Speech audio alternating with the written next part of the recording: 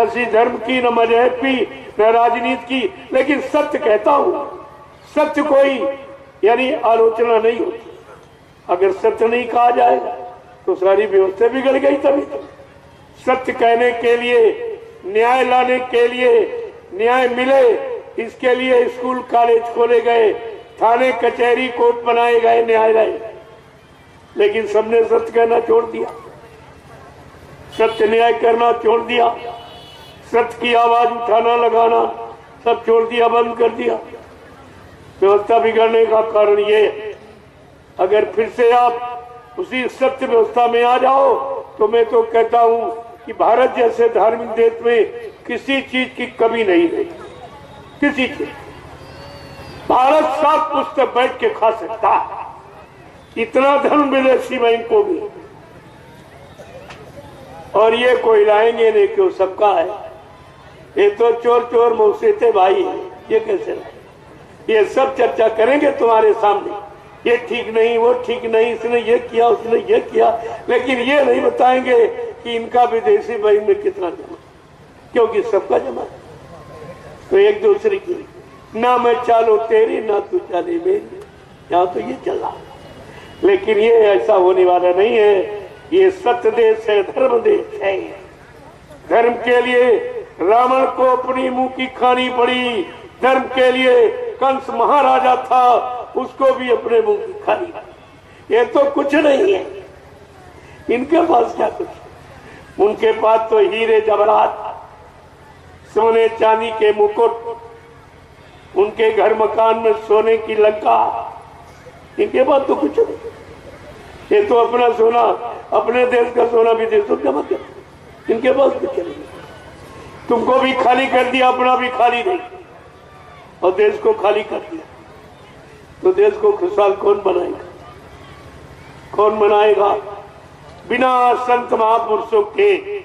क्योंकि कलयुग में संत बधारे हैं, इसी काम के लिए आए हैं, बिगड़ी व्यवस्था को ठीक करने आए हैं, और लोगों को सतपथ के रास्ते पर चलाने आए, और परिवार समाज देश में रहने वाले लोगों को न्याय, सुरक्षा, रोजी रोटी दिलाने के लिए, महंगाई, गरीबी जैसी व्यवस्था को समाप्त करने के लिए आए हैं।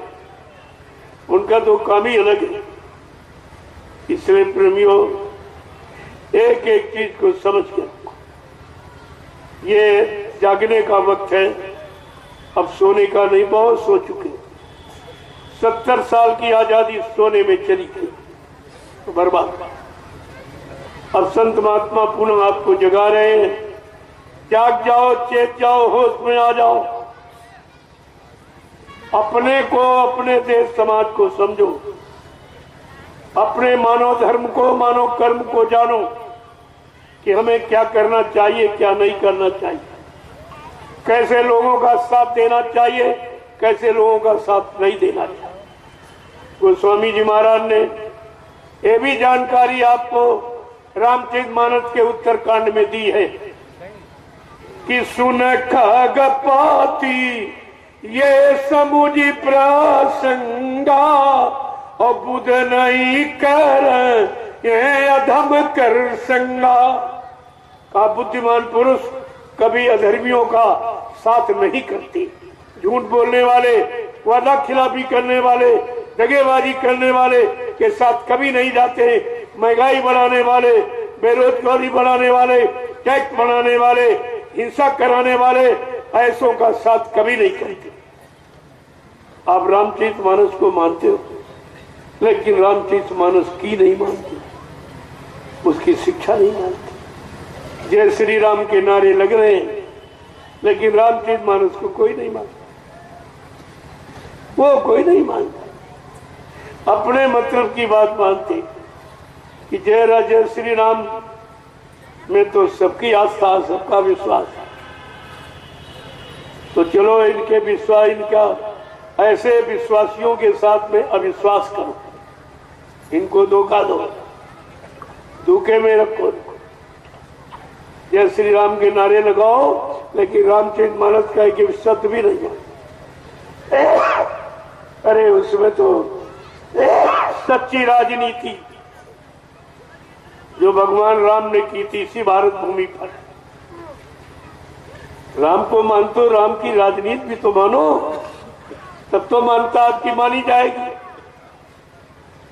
राम की राजनीति क्या कह रही है कि जासुराज प्रिय प्रजा दुखारी, सो न पावा से नरक अधिकारी।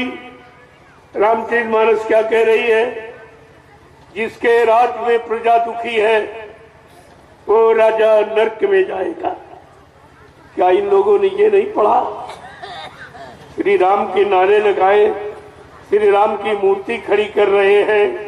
रामचरितमानस को खड़ा करो, रामचरितमानस को मानस के मानव के मानस हृदय में इसको रखो तो ये मानव समाज खुशहाल हो जाएगा।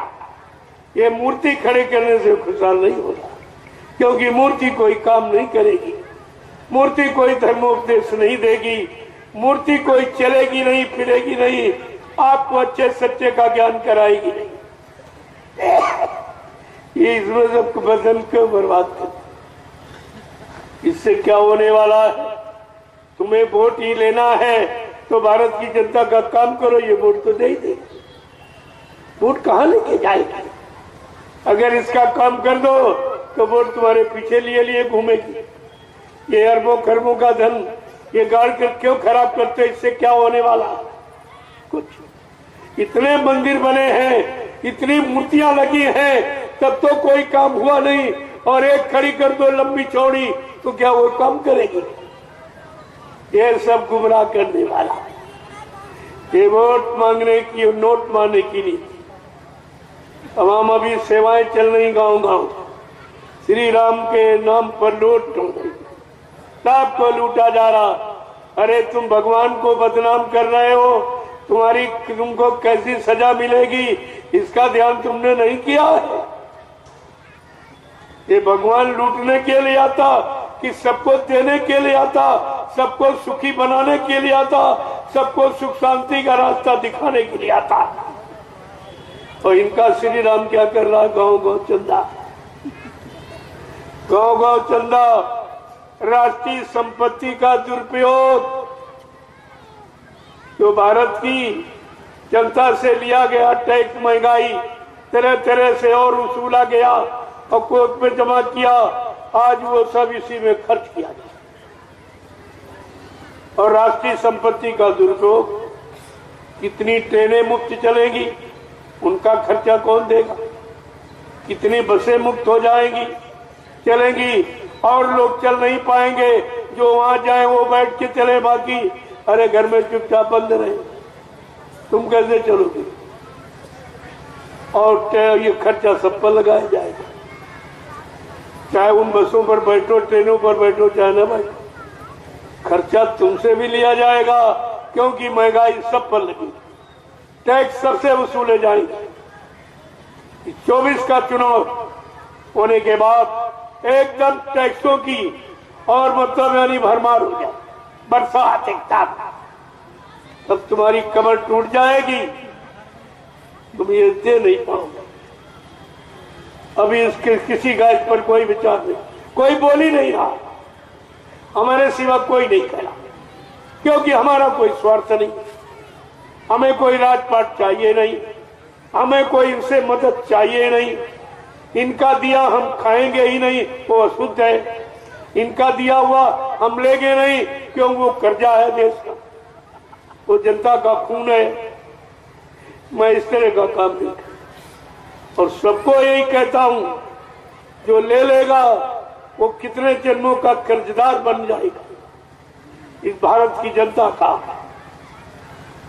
भगवान राम ने राज किया और ये कह के किया कि मेरे राज में अगर कोई दुखी हो जाए, किसी को कोई मेरे प्रति आशंका हो जाएगी तो मैं राजपाट छोड़ दूंगा, लेकिन उसकी शंका का समाधान करूंगा। शंका के समाधान के लिए राम ने अपनी प्रिय स्त्री को छोड़ दिया, केवल एक शंका, और यहां शंकाओं की समस्याएं बन गई। इसको दूर करने वाला है कोई? जो राम की, श्री राम की बात कहते हो, क्या तुम्हारे बस की बात? उन्होंने एक व्यक्ति की ने आशंका की, उन्होंने अपनी स्त्री को छोड़ दिया। इससे बढ़ के प्रिय कोई वस्तु नहीं होती, लेकिन छोड़ दिया। जब तुम कोई ऐसा काम कर सकते हो? अरे श्री राम कहना सरल है, लेकिन श्री राम ने जो किया वो करना कठिन, तुम्हारे बस की बात है, तुम्हें नहीं कर सकते। क्योंकि राम महात्मा थे, सब पर